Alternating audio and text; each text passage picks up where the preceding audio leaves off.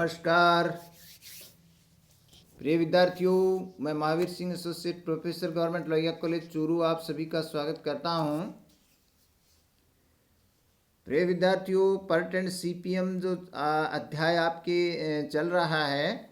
उस अध्याय का ये जो नेक्स्ट आपका जो लेक्चर है वो पर्ट से संबंधित लेक्चर है, जिसको हम program evaluation and review technique कहते हैं। तो एक्चुअल में क्या है कि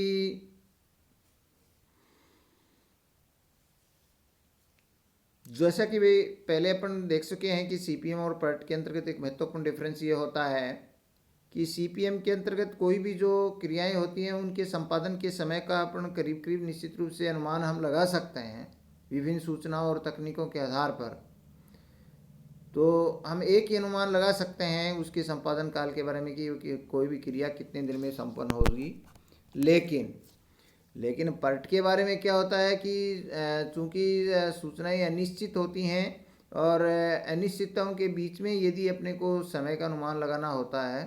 तो फिर ऐसी स्थिति में सीपीएम तकनीक काम में नहीं रह करके हम पर्ट तकनीक को काम में लेते हैं। तो जब अनिश्चितता होती है इन क्रियाओं के संपादन काल के बारे में तो ऐसी स्थिति में पर्ट को काम में लिया जाता है। और विशेष तौर से जब किसी नए उत्पाद को बाजार में उतारना हो, शोध करनी हो या अन्य कोई अनुसंधान का कार्य करना हो, और तो ऐसी स्थिति में जो है वो पिछले अनुभवों के आधार पर विभिन्न क्रियाओं के बारे में 3 प्रकार के समयानुमान लगाए जाते हैं। इन 3 प्रकार के समयानुमान में एक आशावादी ऑप्टिमिस्टिक होता है, एक निराशावादी पेसिमिस्टिक होता है और एक मोस्ट प्रोबेबल अनुमान होता है जिसको अधिकतम संभावित अनुमान कहते हैं, वो समय के बारे में होता है। इन 3 समयानुमान से फिर क्या होता है कि जब 3 समयानुमान ज्ञात करके एक बीटा प्रायिकता बंटन के आधार पर जो है वो प्रत्येक क्रिया के संपादन काल का प्रत्याशित मान इस सूत्र से हम ज्ञात करते हैं। कहने का अभिप्राय ये हुआ कि पहले कोई फिक्स एक टाइम नहीं निकालते, पहले ये निकालते हैं कि भाई ये कोई पर्टिकुलर एक्टिविटी है जिसको कितना बड़ा प्रयास करके कम से कम कितने दिन में हम पूरा कर सकते हैं। अगर हम बिल्कुल ही बहुत ढीले ढाले तरीके से भी चलें तो ज़्यादा से ज़्यादा कितना समय लग सकता है, और अगर एवरेज प्रयास किए जाएं तो वो कितने समय में संपन्न होगी, वो एक तरह से मीडियम टाइम होता है। तो इस तरीके से 3 प्रकार के समय के अनुमान लगा लिए जाते हैं पहले, और ये तीनों प्रकार के समय के अनुमान लगाने के बाद में इन तीनों समय अनुमानों का कोई एक ऐसा एवरेज किया जाता है जिसको इसने कहा है, जैसे बीटा प्रायिकता बंटन कहा, तो वो एक ऐसा बंटन बनाया गया है जो ये बंटन के आधार पर एक एक्सपेक्टेड टाइम जिसको टीई कहते हैं, ये एक्सपेक्टेड टाइम ज्ञात किया जाता है। और ऐसा एक्सपेक्टेड जो टाइम होगा वो एक्चुअल में उस किसी भी पर्टिकुलर एक्टिविटी को संपादित करने के लिए सबसे जो है वो उचित समयानुमान कहलाएगा, क्योंकि वो एक पर्टिकुलर टेक्निक के हिसाब से एक फॉर्मूले से निकाला जाता है, तो वो थोड़ा सा ज़्यादा सत्य के निकट होता है। तो ऐसी स्थिति में जो टीई यानी एक्सपेक्टेड टाइम इन तीनों optimistic, pessimistic and most probable time से निकाला जाता है, उसका फॉर्मूला जो है वो आपको ध्यान रखना है कि वो एक्सपेक्टेड टाइम किस तरीके से बीटा बंटन के आधार पर निकाला जाता है। तो इसके अंदर ऑप्टिमिस्टिक टाइम प्लस जो होता है 4Tm प्लस टीपी,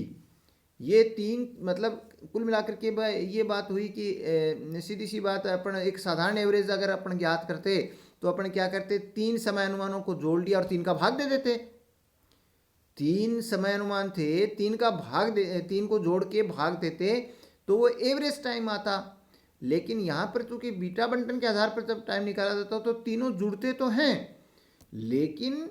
साथ ही इसके अंदर क्या है कि जो बीच वाला टाइम है इसको 4 टाइम्स कर देते हैं। इसको कितने टाइम्स कर देते हैं? 4 टाइम्स कर देते हैं। और बाकी तो टी और टीपी एक एक हो ही गए, इसलिए हम डिवीजन 6 से करते हैं। अगर 3 ही समय के अनुमान होते तो तीनों समय अनुमानों को जोड़ के 3 का भाग देते, और अब ये समय अनुमान कितने बन गए? 2 तो समय अनुमान टी और टीपी हो गए और बीच वाला 4 गुना कर दिया उसका, तो टोटल मिला के 6 हो गए ना, तो इसलिए हम डिवीजन 6 से करते हैं। तो इस बीटा बंटन के द्वारा जब 6 से डिवीजन किया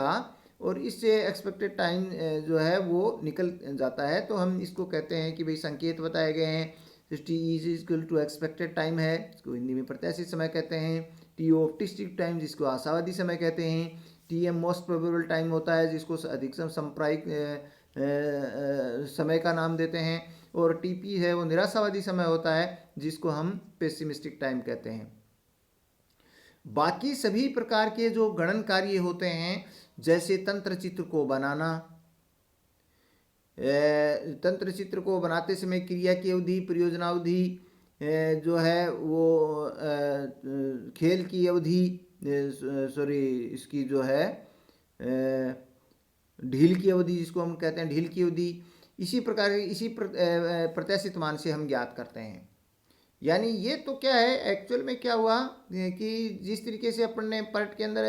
सीपीएम में एक समय अनुमान निकाला कि एक एक्टिविटी है 1 से 2, 2 से 3, 3 से 4, इनके एक ही टाइम हमारा था, लेकिन यहाँ पर 3 समय अनुमान थे इसलिए हमने एक समय अनुमान निकाला टीई। ये टीई हम तंत्र चित्र में भर देते हैं, तो तंत्र चित्र के निर्माण के अंदर ये टीई हमारे काम में आता है। इसके अलावा यही टीई जो है एक्सपेक्टेड टाइम है, वो परियोजना की अवधि निर्धारित करने में, ढील की अवधियाँ कैलकुलेट करने में भी यही प्रत्याशित मान हमारे काम में आता है। जब एक परियोजना की निर्धारित अवधि या पूर्व या बाद में पूरा करने की प्रक्रिया जो है प्रायिकता ज्ञात करनी हो, जैसे मान लीजिए क्या हुआ कि एक्चुअल में परियोजना की अवधि, मान लीजिए कोई भी डे आता है कि भाई 50 दिन परियोजना की अवधि आई, या चलो सपोज कीजिए मान लीजिए 24 दिन परियोजना की अवधि है। तो अब ये हुआ, इसका मतलब क्या होता है कि वो परियोजना है वो 24 दिन में पूरी हो जाएगी। तो जब ये कैलकुलेट करना हो कि भाई 24 दिन में परियोजना तो पूरी होने का इसमें जो बंटन है सामान्य बंटन के अनुसार कि किसी भी परियोजना की अवधि में पूरा होने की परियोजना की 50% प्रोबेबिलिटी ही होती है। जैसे हमने निकाल लिया कि भाई तंत्र चित्र का निर्माण करके परियोजना की अवधि निकाली किसी भी तरीके से, विश्लेषण विधि से या गणनात्मक विधि से, और वो परियोजना की अवधि आई जैसे 24 डेज। 24 डेज आने का मतलब यहाँ पर ये हो गया कि परियोजना को पूरा होने में 24 दिन लगेगा, और 24 दिन में परियोजना पूरी होने की प्रोबेबिलिटी होती है 50%। अब क्या होता है कि यदि मान लीजिए ये कैलकुलेट करना हो कि परियोजना के ये अंदर ये हो कि भाई अपने को तो इसको 22 दिन में ही पूरी करना है, तो अब 22 दिन में अगर मान लीजिए किसी निश्चित अवधि के लिए परियोजना की प्रायिकता ज्ञात करनी हो, तो फिर जो है वो इसके अंदर जो है वो अपने को इस तकनीक का यूज किया करना पड़ेगा, और इसमें एक्सपेक्टेड टाइम है वो काम में लिया जाएगा। और इसी प्रकार से क्या है कि अगर मान लीजिए 26 दिन में पूरा करना हो तो उसकी प्रायिकता कितनी होगी, ये कैलकुलेट करने के लिए भी इसका यूज किया जाएगा एक्सपेक्टेड टाइम का। इसके अलावा एक बात और भी है, वो ये है कि इस पर्ट तकनीक के अंतर्गत जो है वो हम अगर इससे उल्टी बात ये दी हुई हो कि पर्टिकुलर ये कह दिया कि हमें 90% प्रोबेबिलिटी किसी प्रोजेक्ट को कंप्लीशन के लिए लानी है, तो उसको 90% प्रोबेबिलिटी लाने के लिए उस परियोजना को कितने दिन में पूरा करना होगा, 90% प्रोबेबिलिटी के लिए कितने दिन समय जो है अवधि कितनी आएगी, ये कैलकुलेट करना हो तो भी हम पर्ट तकनीक का प्रयोग करते हैं। तो इस तरीके से इस परियोजना के द्वारा हम बहुत सी संभावनाओं को पर्ट तकनीक से हम है वो कई तरीके के निर्णय लेने में इसका यूज करते हैं। समायोजन के विचरण ज्ञात करना यानी वेरिएंसेस ज्ञात करना, चूँकि पर्ट में प्रत्येक क्रिया के 3 समायोजन लगाए जाते हैं, अतः प्राप्त प्रत्याशित गणनाओं की जो है वो विश्वसनीयता जांचने के लिए, प्रत्याशित गणना की विशिष्ट जांचने के लिए समायोजन के विचरण ज्ञात किए जाते हैं। ये विचरण प्रत्येक क्रिया के समायोजन की प्रमाप त्रुटि करके निकाले जाते हैं, यानी स्टैंडर्ड एरर ज्ञात करके निकाले जाते हैं, प्रमाप त्रुटि ज्ञात करके निकाले जाते हैं।